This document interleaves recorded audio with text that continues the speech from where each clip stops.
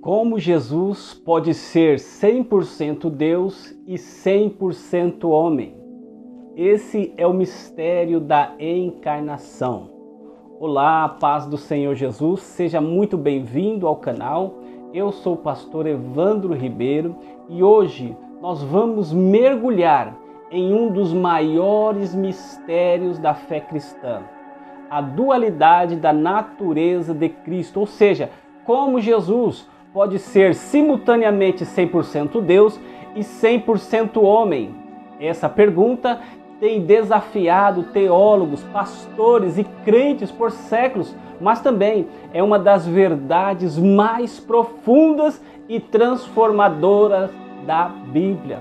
Você já parou para pensar como Jesus pode ser totalmente Deus e totalmente homem ao mesmo tempo? Isso parece impossível, não é? Mas a Bíblia nos revela essa dualidade de natureza é o coração do Evangelho. Por que isso importa? Antes de entrarmos no tema, quero fazer uma pergunta para você. Se Jesus fosse apenas um homem extraordinário, um profeta, ele teria poder suficiente para salvar toda a humanidade? E se ele fosse apenas Deus, sem assumir sua humanidade, ele realmente poderia nos representar diante do Pai? Essas são as questões cruciais. Por quê? Porque elas tocam na essência do Evangelho. A resposta está na encarnação de Cristo e no fato de que Ele é plenamente Deus e plenamente homem. Essa doutrina não é apenas um ponto teológico. Ela é central para a nossa salvação e nossa relação com Deus.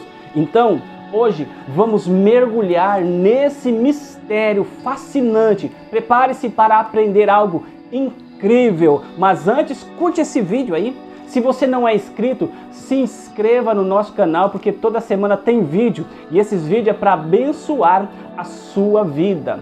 O que a Bíblia diz sobre a dualidade de Cristo? A chamada união hipostática. A união hipostática é um termo teológico que descreve como Jesus Cristo é 100% homem e 100% Deus ao mesmo tempo e em uma única pessoa.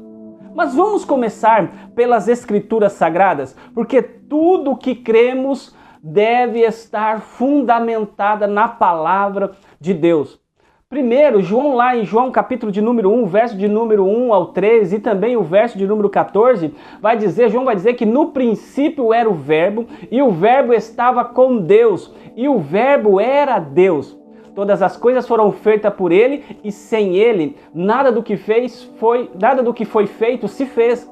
E o Verbo se fez carne e habitou entre nós. Aqui, João ele apresenta Jesus como o Logos, o Verbo, que é eterno, divino e criador de todas as coisas. Mas esse mesmo Verbo se tornou carne, ou seja, ele assumiu a natureza humana, e isso é o que chamamos de encarnação. Filipenses capítulo de número 2, o verso de número 6 até o verso de número 8, vai dizer que ele, subsistindo em forma de Deus, não julgou como usurpação ser igual a Deus, mas esvaziou-se a si mesmo, tomando a forma de servo, fazendo-se semelhante aos homens e achado na forma de homem, humilhou-se a si mesmo, sendo obediente até a morte e a morte de cruz. Esse texto é conhecido como o cântico quenótico. A palavra kenosis ela vem do grego kenó, que significa esvaziar-se. Jesus, embora sendo plenamente Deus, escolheu limitar-se voluntariamente ao assumir a forma humana. No entanto, a limitação não significou que ele deixou de ser Deus. Ele permaneceu divino enquanto vivia como homem. Hebreus capítulo de número 2, o verso 17 até o verso de número 18, vai dizer que, portanto, convinha que ele fosse em tudo semelhante aos irmãos para ser misericordioso e fiel, sumo sacerdote nas coisas concernentes a Deus, a fim de expiar os pecados do povo. porque naquilo que ele mesmo sofreu, tendo sido tentado, pode socorrer os que são tentados.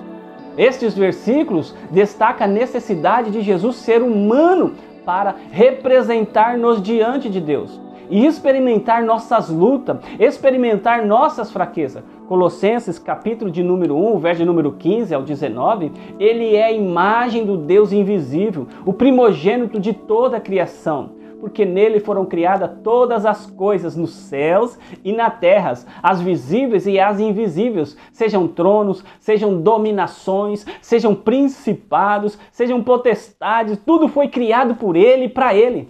Ele é antes de todas as coisas e nele subsistem todas as coisas. Esse texto reforça a divindade absoluta de Cristo, mostrando que ele é criador, ele é sustentador de todas as coisas. Mas também nós vemos a sua humanidade, Mateus capítulo 4, verso 2, João capítulo de número 11, o verso 35, Lucas capítulo de número 22, o verso de número 42. Esses versículos, eles ilustram a humanidade de Cristo. Ele sentiu fome, ele chorou, ele orou ao Pai, ele experimentou as mesmas emoções, as mesmas limitações que nós enfrentamos. Você já parou para pensar no quanto Deus te ama? Ele não enviou apenas um mensageiro, um profeta, mas veio pessoalmente ao mundo para nos salvar. Como seria a sua vida se Jesus não tivesse se tornado homem? Você acha que ele poderia nos entender tão bem se não tivesse vivido como nós? Agora, nós vamos abordar algumas objeções que surgem quando falamos sobre a dualidade da natureza de Cristo. Muitas pessoas, elas argumentam dessa maneira. Isso parece contraditório.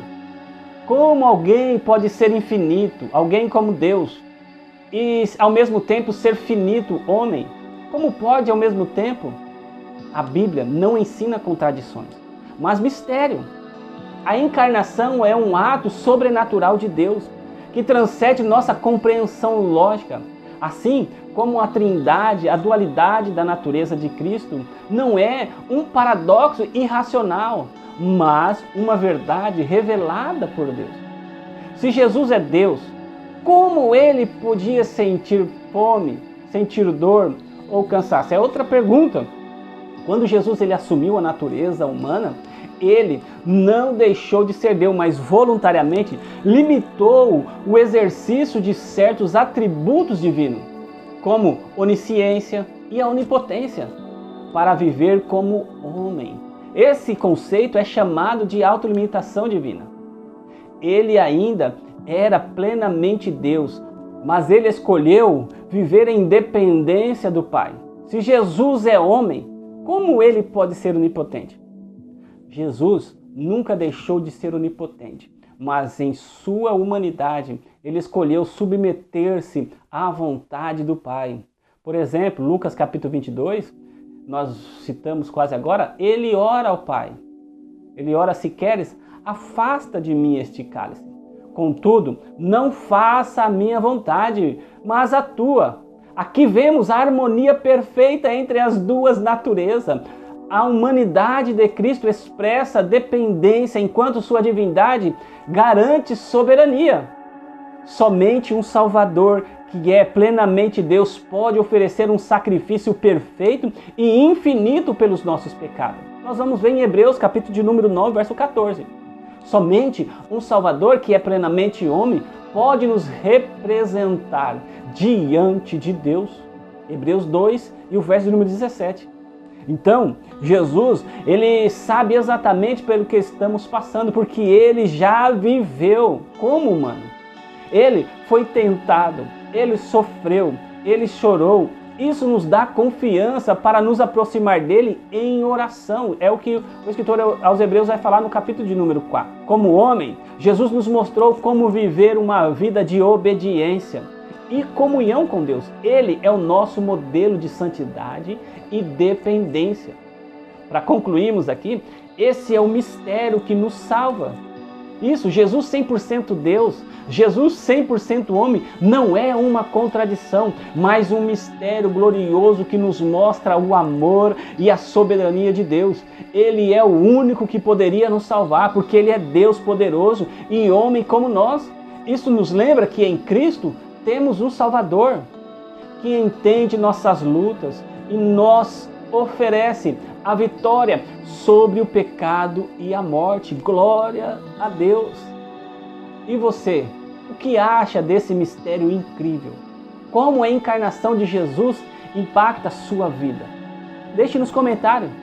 E se você gostou desse vídeo, não esqueça de curtir, compartilhe e se inscreva no canal para mais conteúdos profundos e transformadores como este. Até o próximo vídeo. Que Deus abençoe a sua vida, Deus abençoe a sua família.